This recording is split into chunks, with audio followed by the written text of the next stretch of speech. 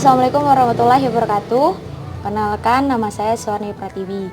Saya kuliah di STKIP Muhammadiyah Bangka Belitung, mengambil jurusan PGSD, Pendidikan Guru Sekolah Dasar.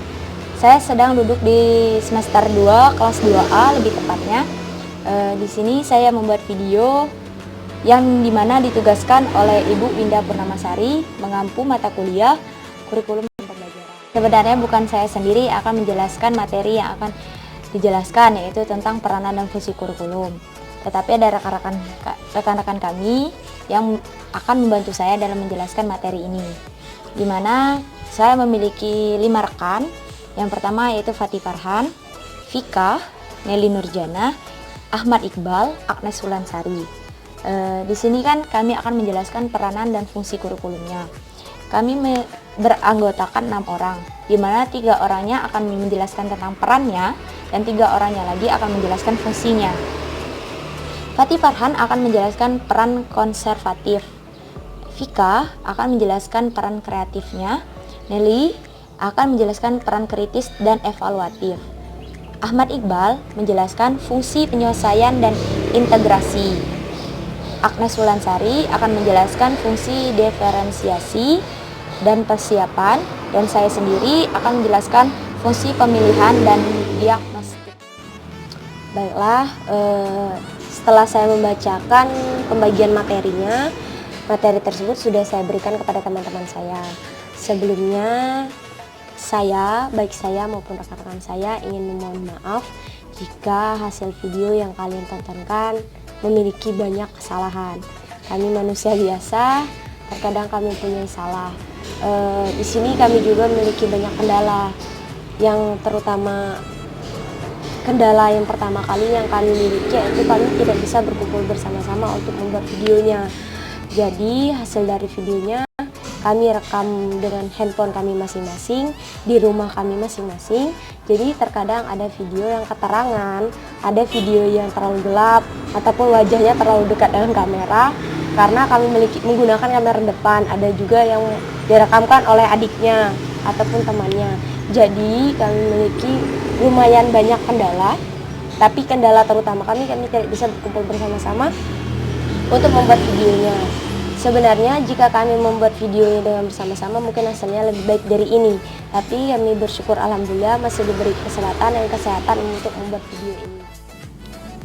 Agar tidak menjadi penasaran bagi para penonton kenapa kami tidak bisa berkumpul bersama-sama untuk membuat video ini, yang jadi satu hal, kami harus tetap di rumah, tidak boleh keluar rumah, karena adanya penyebaran virus corona. Jadi agar yang namanya membuat video, mau tidak mau kami harus berkontak langsung dengan rekan-rekan kami. Karena adanya penyebaran virus corona, kami tidak boleh bersentuhan ataupun berdekatan. Jadi kami membuat videonya masing-masing di rumah masing-masing, dengan handphone masing-masing. Jadi kami mohon maaf dengan sebesar-besarnya jika hasil video yang kami buat ini tidak seperti yang kalian inginkan ataupun memiliki banyak kesalahan dan kekurangan. Terima kasih. Sebelum kita mengetahui peranan dan fungsi dari kurikulum, kita harus mengetahui terlebih dahulu apa itu peranan dan apa itu fungsi. Apakah ini maksud dengan peranan? Peranan merupakan aspek dinamis kedudukan atau status ketika seseorang melaksanakan hak dan kewajibannya sesuai dengan kedudukannya, maka orang tersebut telah menjalankan suatu peranan. Pada kurikulum, jika kurikulum telah melakukan sebagaimana mestinya, yaitu telah melaksanakan hak dan kewajibannya, maka kurikulum tersebut sudah melaksanakan peranannya. Peranan pada kurikulum terbagi menjadi 4, yaitu konservatif, kreatif, kritis, dan evaluatif, yang nantinya akan dijelaskan oleh Fatih, Vika, dan Nelly.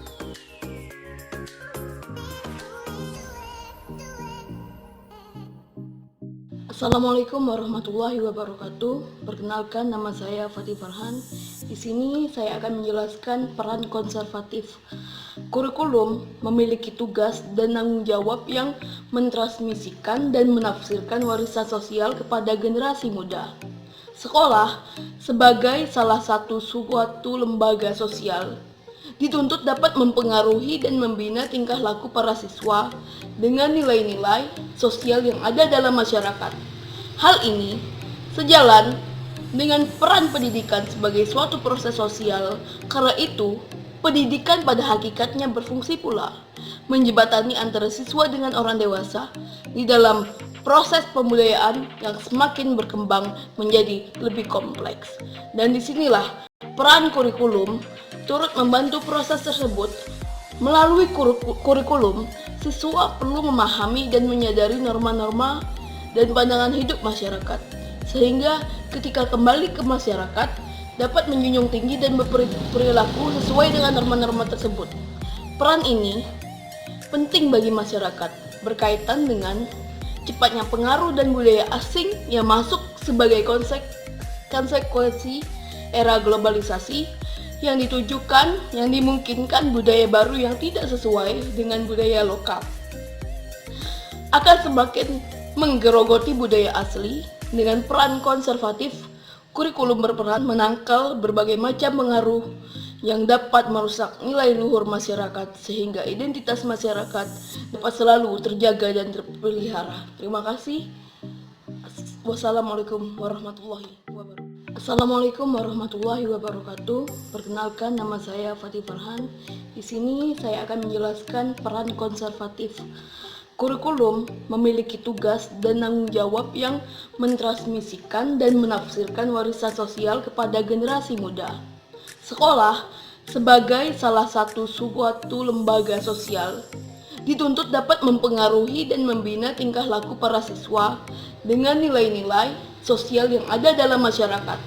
Hal ini sejalan dengan peran pendidikan sebagai suatu proses sosial. Karena itu, pendidikan pada hakikatnya berfungsi pula menjembatani antara siswa dengan orang dewasa di dalam proses pembudayaan yang semakin berkembang menjadi lebih kompleks. Dan disinilah peran kurikulum turut membantu proses tersebut.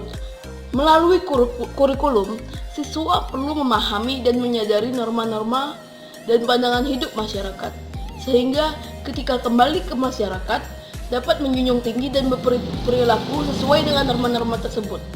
Peran ini penting bagi masyarakat berkaitan dengan cepatnya pengaruh dan budaya asing yang masuk sebagai konsekuensi era globalisasi yang ditujukan, yang dimungkinkan budaya baru yang tidak sesuai dengan budaya lokal akan semakin menggerogoti budaya asli. Dengan peran konservatif, kurikulum berperan menangkal berbagai macam pengaruh yang dapat merusak nilai luhur masyarakat sehingga identitas masyarakat dapat selalu terjaga dan terpelihara. Terima kasih.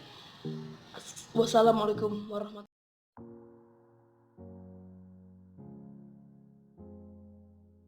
Perkenalkan, nama saya Pika Sapitri. Baiklah, saya di sini menjelaskan tentang peran kreatif. Peran kreatif yaitu sekolah memiliki tanggung jawab dalam mengembangkan hal-hal baru sesuai dengan tuntunan zaman.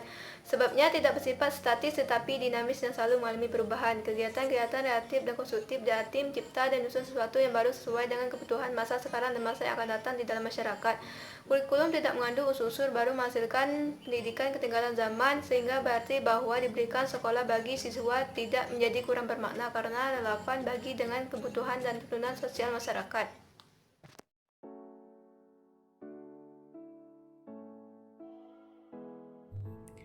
Perkenalkan, nama saya Nelly Nurjana. Di sini saya akan menjelaskan tentang peranan kritis dan evaluatif. Kebudayaan yang senantiasa berubah dan sekolah tidak hanya mewariskan nilai kebudayaan yang ada, melainkan juga memilih dan menilai unsur kebudayaan yang akan diwariskan. Untuk itu, kurikulum turut aktif berpartisipasi dalam kontrol sosial dan menekankan pada unsur untuk berpikir kritis. Kurikulum juga berperan dalam menyeleksi nilai dari budaya baru yang akan dimiliki anak didik. Kurikulum tentu saja harus dijalankan secara seimbang dan harmonis.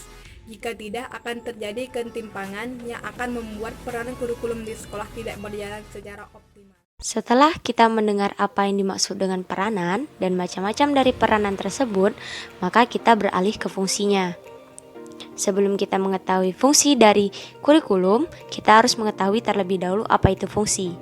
Fungsi adalah sekelompok aktivitas yang tergolong pada jenis yang sama berdasarkan sifat atau pelaksanaannya. Maksudnya di sini, jika suatu aktivitas atau pekerjaan yang dapat menghasilkan suatu produk ataupun keberhasilan, maka hal tersebut dapat digolongkan menjadi fungsi. Pada kurikulum terdapat 6 fungsi. Dari 6 fungsi tersebut nantinya akan dijelaskan oleh Ahmad Iqbal, Agnes Wulansari, dan Suharni Ayu Pratiwi.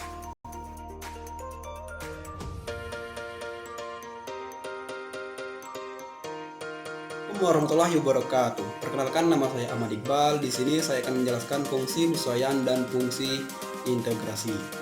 Yang pertama, fungsi penyesuaian, yaitu mengandung makna bahwa kurikulum kita sebagai alat pendidikan harus mampu mengarahkan siswa agar memiliki sifat well adjusted, yaitu mampu menyesuaikan dirinya dengan lingkungan, baik lingkungan fisik maupun lingkungan sosial.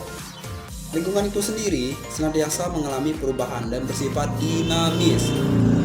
Karena itu, siswa pun harus memiliki kemampuan untuk menyesuaikan dirinya dengan perubahan-perubahan yang terjadi di lingkungannya. Yang kedua, fungsi integrasi. Fungsi integrasi yaitu mengandung makna bahwa kurikulum sebagai alat pendidikan harus mampu menghasilkan pribadi-pribadi yang utuh. Siswa pada dasarnya merupakan anggota dan bagian integral dari masyarakat. Oleh karena itu, siswa harus memiliki kepribadian yang dibutuhkan untuk dapat hidup dan berintegrasi dengan masyarakat. Itulah penjelasan dari saya, fungsi penyesuaian dan fungsi integrasi.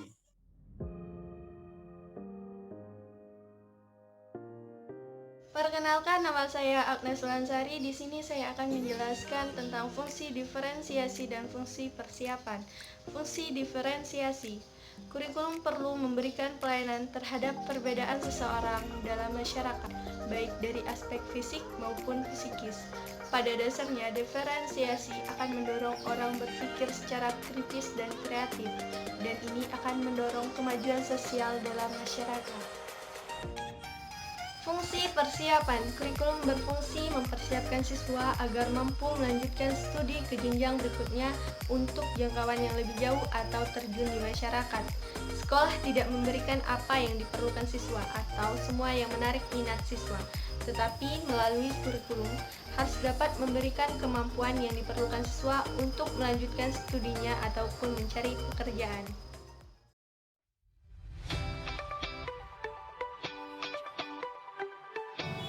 Baiklah, saya akan menjelaskan fungsi pemilihan. Fungsi pemilihan di mana kata dasarnya adalah pilih. Yang menjadi pertanyaan, siapa yang memilih dan apa yang dipilih. Jadi, saya akan menjelaskan terlebih dahulu apa makna dari fungsi pemilihan. Fungsi pemilihan memiliki makna bahwa kurikulum adalah alat pendidikan yang memberikan kesempatan kepada siswa-siswinya untuk memilih program-program belajar sesuai dengan minat dan bakatnya. Jadi siapa yang memilih tadi yaitu siswa-siswinya, dan apa yang dipilihnya adalah program-program belajarnya. Fungsi pemilihan ini sangat berkaitan erat dengan fungsi diferensiasi. Fungsi diferensiasi yaitu di mana individual memiliki perbedaan yang diberikan kesempatan untuk memilih program-program dan minat sesuai dengan minat belajarnya ataupun bakatnya. Saya akan memberikan contoh dari fungsi pemilihan. Contohnya adalah si A memiliki minat dan bakatnya adalah membaca, dan si B memiliki minat dan bakatnya yaitu menghitung ataupun berhitung. Jadi si A pasti sangat menyukai yang namanya program yang memiliki unsur membaca.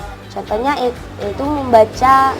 Waktu saya SMA ada program yang namanya membaca 3 novel selama 3 tahun. Jadi setiap 1 tahun harus membaca 1 novel. Otomatis si A pasti sangat menyukai yang namanya program tersebut karena ia memiliki minat dan bakat yaitu membaca. Yang si B pasti sangat tidak menyukai ataupun kurang menyukai yang namanya program membaca tadi, yaitu membaca 3 novel dalam 3 tahun. Jadi si A dapat menyokong minat dan bakatnya dari program tersebut, tapi si B harus memilih program yang lain sesuai dengan minat dan bakatnya, yaitu berhitung ataupun menghitung. Nah, seperti itu. Jadi itulah contohnya. Baiklah, saya akan menjelaskan fungsi diagnostik. Sebelum kita mengetahui apa itu fungsi diagnostik, saya akan memberitahu terlebih dahulu apa itu diagnostik. Diagnostik menurut Kamus Besar Bahasa Indonesia ialah ilmu yang mengetahui jenis penyakit berdasarkan gejala yang ada. Di sini kita bukan mengetahui penyakit pada kurikulum ataupun masalah pada kurikulum, tetapi di sini dari fungsi diagnostik tersebut, kenapa dikatakan diagnostik, di mana siswa-siswi harus mengetahui kelemahan dan kekuatan potensi yang ada pada dirinya melalui kurikulum. Nah, saya akan menjelaskan makna dari fungsi diagnostik. Fungsi diagnostik memiliki makna bahwa kurikulum sebagai alat pendidikan harus membantu ataupun mengarahkan siswa-siswi dalam mengetahui kelemahan dan kekuatan potensi yang ada pada siswa tersebut. Kurikulum tidak hanya mengarahkan ataupun membantu, tetapi siswa-siswi yang sudah mengetahui apa kelemahan dan kekuatan yang dimilikinya dalam kurikulum tersebut, maka kurikulum juga berperan dalam mengembangkan potensi yang dimiliki siswa-siswi tersebut. Jika ia sudah mengetahuinya, maka ia harus mengembangkannya. Itu tugas siswa-siswi dalam fungsi diagnostik. Terima kasih.